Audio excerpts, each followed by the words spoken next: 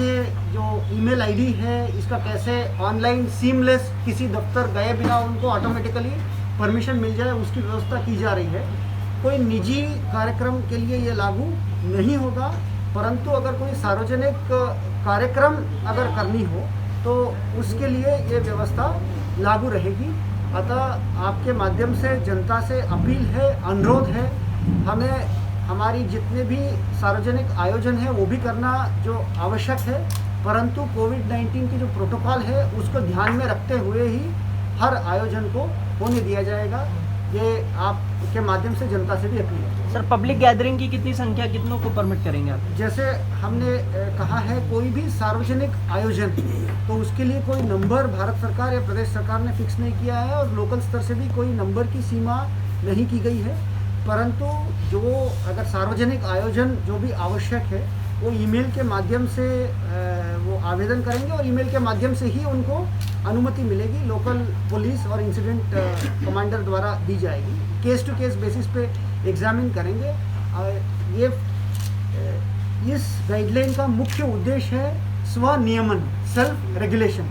अतः प्रशासन भी ये चाहती है कि समाज अगर खुद सेल्फ रेगुलेटेड रहती है, प्रशासन को कम से कम हस्तक्षेप करनी पड़े, चालान करने की नौबत ना आए और बाकी कोई इन्फोर्समेंट करने की नौबत ना आए। सर, इस बार मान रहे क्रॉस बॉर्डर संक्रमण को लेकर कुछ ये प्रदेश सरकार के निर्देश और भारत सरकार के निर्देश है कि रैंडम सैम्पलिंग होनी है और उसी के तहत डायरेक्शन दिया गया है, क्योंकि हमें जहाँ से भी संक्रमण फैलने की संभावनाएं बनी रहती है वो यहाँ के इंटर स्टेट बॉर्डर हो सकती है अथवा इंटर डिस्ट्रिक्ट बॉर्डर भी हो सकती है, उन सभी जगहों पर रैंडम टेस्टिंग को भी इमीडिएटली शुरू करने के लिए कहा गया है।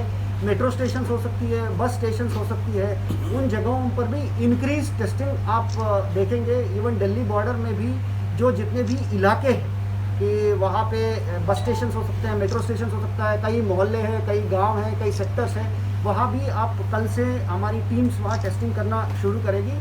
साथ ही साथ जो टेस्टिंग संख्या में काफ़ी बढ़ोतरी की गई है, उसमें विगत कुछ दिनों में हमारी जो RT-PCR टेस्टिंग है वो 1500 से अधिक हम लोग पर डे कर रहे हैं और एंटीजन टेस्टिंग भी 2000 से अधिक, कुल 3500 से अधिक टेस्टिंग पर डे हम लोग कर रहे हैं। और आपके माध्यम से जनता से ये भी अपील है कि जो कोविन पोर्टल के माध्यम से जो जो वैक्सीनेशन के लिए एलिजिबल है, कृपया वे वैक्सीन अपना लगवाएं। और जनपदवासी इस बात के लिए बधाई के लिए पात्र है कि प्रदेश में जो वैक्सीनेशन परसेंटेज है, मार्च में हमारी टारगेट लगभग 65,000 थी, उसमें प्रदेश में हम लोग दूसरे स्थान पर है टॉप में से, जो बेस्ट वैक्सीनेशन परसेंटेज के हिसाब से।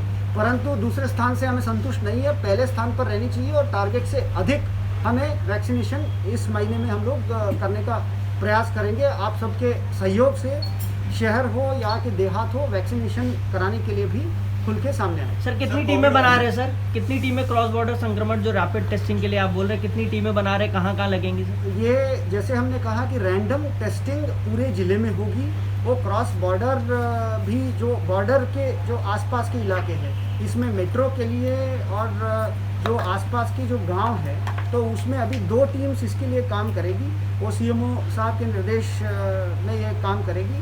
और कोविड हॉस्पिटल्स की जहाँ तक बात है, जनपद में प्रेजेंटली कोविड हॉस्पिटल जो न्यू कोविड हॉस्पिटल माननीय मुख्यमंत्री जी ने जो शुरू की थी, वो तो वर्तमान में है ही, वो तो स्टैंड बाय में रखा ही गया है, तो वो तो डेडिकेटेड कोविड हॉस्पिटल है।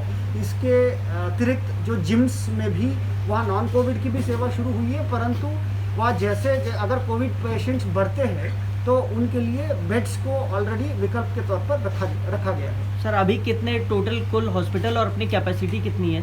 हमारे पास आज की तारीख में नोएडा कोविड हॉस्पिटल और जिम्स, यहाँ पे बेड्स पर्याप्त संख्या में मौजूद है। हमारे पास इतना पेशेंट्स नहीं है, हमारे पास 300 से अधिक बेड्स विकल्प के तौर पर रखा गया है। हमारे पास पेशेंट्स तो सिर्फ डबल डिजिट में ही है, तो पेशेंट्स तो ये हम उम्मीद और आशा करते हैं कि डबल डिजिट से पार ना करें, परंतु हमारी तैयारी अगर यदि पेशेंट्स बढ़ते हैं तो उसके लिए ऑलरेडी एक्टिव मरीज तो 100 के पार हो गए हैं, परंतु उसमें से होम आइसोलेशन में ज़्यादातर लोग हैं। होम आइसोलेशन के जो पेशेंट्स हैं तो उनको बेड्स की ज़रूरत नहीं होती है। उसके लिए जो हमारे कंट्रोल रूम है 180041922211 1800 419 2211 ये integrated command and control room को एक्टिवेट किया गया है। ये 24 घंटे आपकी सेवा में रहेगी। जनता को कोई भी अगर बात बतानी हो, कोविड के बारे में जानकारी प्राप्त करनी हो, इस कमांड एंड कंट्रोल रूम के माध्यम से जानकारी प्राप्त कर सकते सर टाटा CSR फंड से भी एक कोविड हॉस्पिटल खोला गया था शायद 125 में। वो L1 हॉस्पिटल थी सेक्टर 125 में, वो वर्तमान में उसको संचालित नहीं किया गया है। लगभग जनवरी माह में उसको, क्योंकि वो L1 हॉस्पिटल की हमें आवश्यकता नहीं है, उसको बंद करा दिया गया है।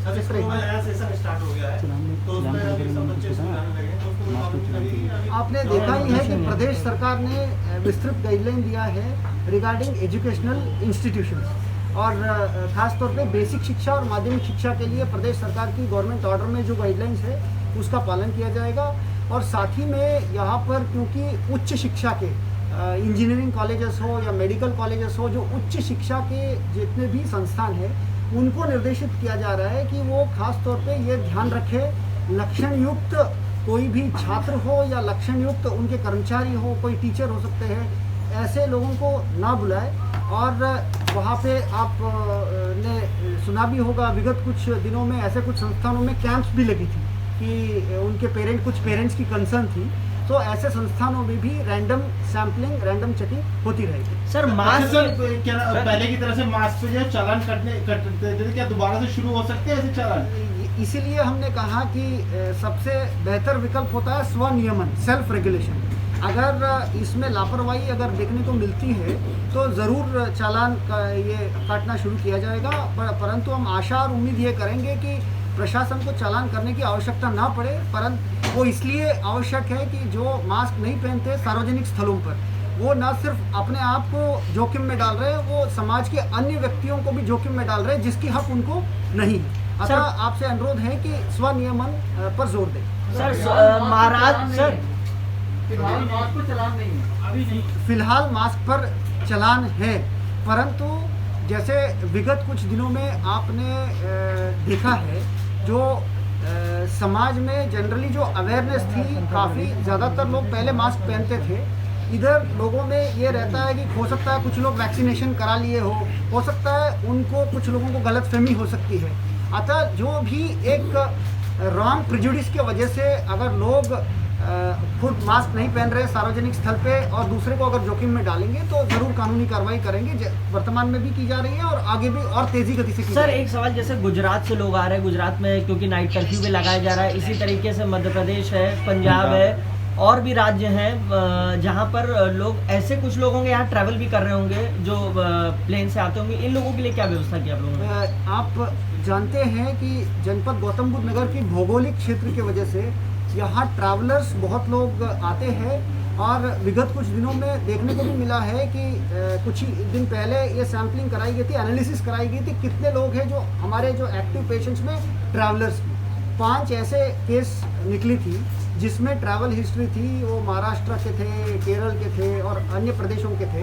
अतः ये निर्देशित किया गया है इसके बारे में विस्तृत मीटिंग करते हुए कि हमारी जो स्थानीय निगरानी समिति है, वो RWS है, AOS है, या स्थानीय पंचायत या उनके जगह पे जो स्थानीय संस्थाएं हैं, तो उनसे जो हमारे स्थानीय चिकित्सा विभाग की टीम्स है, आशा और आंगनवाड़ी कार्यकर्त्री है, तो ये लोग लगातार संपर्क में रहते हुए कि इनकी सर्वेलेंस करेंगे, और साथ ही में जो भी लक्षण युक्त व्यक्ति है अथवा जो भी ट्रैवलर है इनकी टेस्टिंग कराते हुए अगर आवश्यकता पड़ेगी तो इनको अगर पॉजिटिव पाए जाते हैं तो आइसोलेशन की जाएगी। ट्रैवलर्स के लिए अलग से एक एडिशनल CMO के नेतृत्व में टीम गठन किया गया है जो ट्रैवलर्स की सर्वेलेंस, ट्रैकिंग और टेस्टिंग करेगी। सर कोई आंकड़ा है अभी तक कितने, जब से ये केसेस बढ़ने लगे, कितने ट्रैवलर्स रहे हैं जैसे जिनको आप लोगों ने ट्रैक किया हो?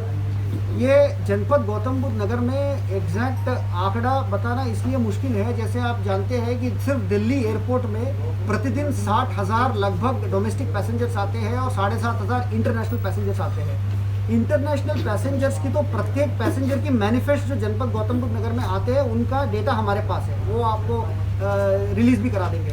परंतु क्योंकि डोमेस्टिक अनलॉकडाउन है, डोमेस्टिक पैसेंजर जो दिल्ली एयरपोर्ट में उतरते हैं या दिल्ली रेलवे स्टेशन में उतरते हैं वो गुड़गांव जा सकते हैं, दिल्ली जा सकते हैं, मीरठ जा सकते हैं, गौतम बुद्ध नगर भी आ सकते हैं। अतः यह स्ट्रेटजी ये किया गया है कि वो अगर गौतम बुद्ध नगर में आके जहाँ भी रुकते हैं तो उनके एरिया की जो निगरानी समिति है और स्वास्थ्य विभाग की टीम है वो उनके ऊपर निगरानी करेगी और अग्रिम कार्रवाई करेगी। सर आने वाले दिनों में रैपिड टेस्टिंग बॉर्डर्स पे देखी जा सकती है। जैसे हमने कहा कि ये बॉर्डर का तात्पर्य ये नहीं है कि डीएनडी है या चिल्ला है। बॉर्डर एरियाज का तात्पर्य है कि हमें जितने भी कैचमेंट एरिया है, कैचमेंट एरिया में हमारी बस स्टैंड हो सकती है, रेलवे स्टेशन, मेट्रो स्टेशन हो सकती है, बॉर्डर के गांव हो सकती है।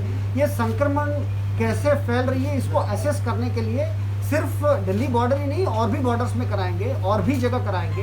रैंडम सैंपलिंग सार्वजनिक स्थलों पर होगी तो बॉर्डर एरियाज में भी होगी। सर कंटेनमेंट जोन को लेकर एक सवाल है कि कंटेनमेंट जोन जो बनाए गए हैं, मैं उदाहरण के तौर पे आपको बताऊं सर, ये सेक्टर 12 में रोड पे T8 है, वहाँ से घरों से जो वो कंटेनमेंट जोन है, घरों से लोग निकल रहे हैं, कूड़े में कूड़ा वाला आ रहा है तो कूड़ा निकाल के दे रहे हैं, बाहर निकल रहे घरों से, तो वहाँ पे ना जैसे पिछले साल बैरिकेटिंग भी आपने बैम्बू से की थी, वो सब लगाया हुआ था, इस बार सर नोटिस भी नहीं, कुछ नहीं देखा। वर्तमान में आप जानते हैं भारत सरकार की और इवन प्रदेश सरकार की स्ट्रेटेजी है माइक्रो कंटेनमेंट जोन्स की। तो अतः कोई भी कंटेनमेंट जोन्स की संख्या ज़्यादा बढ़ सकती है, परंतु कंटेनमेंट जोन की परिधि है वो एक माइक्रो लेवल पे रहेगी। हाउस को यूनिट मानते हुए कंटेनमेंट जोन का निर्धारण किया जा रहा है और इसके साथ ही साथ जो सैनिटाइजेशन की एक्टिविटी है और विगत कुछ दिनों में उसको भी और अधिक सक्रियता से करने के लिए निर्देशित किया गया है, जिससे आप जो बात बता रहे हैं कि ऐसे समस्याओं को समाधान किया जा सकता है। सर होली को लेके RWA और AO में मतलब जो दुविधा है कि मतलब जो क्या करें, मतलब होली मतलब जो है तो इसके लिए सर मतलब कोई मैसेज आपकी इसीलिए ये सारे डायरेक्शंस जो शासन स्तर से जारी हुई है और प्रशासन स्तर से भी जो जारी की जा रही है वो इसीलिए है कि जनता से अनुरोध और अपील करने के लिए कि सामाजिक जितने भी आयोजन हैं वो करना जितना आवश्यक है उतना ही आवश्यक है कि उन आयोजनों में कोविड-19 की प्रोटोकॉल का पालन करते हुए लापरवाही से जो काम इतनी अच्छी एक कंट्रोल हुई है, पॉजिटिविटी रेट पर हो या मृत्यु दर पर नियंत्रण जो किया गया है आप सबके सहयोग से, उन सब चीज़ों में और एक नेगेटिविटी नकारात्मक तरह से हम लोग ना जाए, इसीलिए जनता से अपील और आग्रह करने के लिए ये प्रेस कॉन्फ्रेंस भी बुलाई। होली मिलन पे कई मेगा इवेंट होने वाले हैं जो बीजेपी स्पॉन्सर्ड बड़े बड़े नेता आ रहे हैं, तो इनके लिए भी कोई गाइडलाइंस है? इन्होंने अभी तक परमिशन नहीं ली है। प्रदेश सरकार की जो ये शासनादेश है इसके तहत जो प्रशासन द्वारा भी जो गाइडलाइंस जारी की जा रही है, आयोजक कौन है इस बात से निर्भर नहीं करता है, ये आयोजन किस प्रकृति का है इस बात से निर्भर करता है। अतः हमारे आपके माध्यम से अनुरोध है कि जो भी आयोजन होगा वो कोविड-19 के प्रोटोकॉल के पालन करते हुए ही होगा और इसको प्रशासन सुनिश्चित करेगा। सर यानी कोई प्रतिबंध नहीं है आपकी तरफ से, जिला प्रशासन की तरफ से, न किसी समारोह में, ना RWA में, ना कहीं पे भी अनुमति लेनी ये अनुमति लेनी है? हाँ, इसके लिए जो भी अगर ऐसे आयोजन करनी हो इसके लिए लोकल इंसिडेंट कमांडर और लोकल पुलिस से अनुमति लेना आवश्यक है। अतः अनुमति लेना भी आवश्यक है और अनुमति लेने के उपरांत जो आयोजन करेंगे उसमें ये सारे जितने भी गाइडलाइंस दी जा रही है उसको पालन करना भी आवश्यक है। अगर इसमें कोई उल्लंघन अगर करते हैं, जैसे हमने कहा है कि उसमें कार्रवाई भी, एनफोर्समेंट की दंडात्मक कार्रवाई भी किया जा सकता है। तो गैदरिंग के नंबर से कोई बैरियर नहीं है? नहीं, कोई बैरियर नहीं है। Thank you.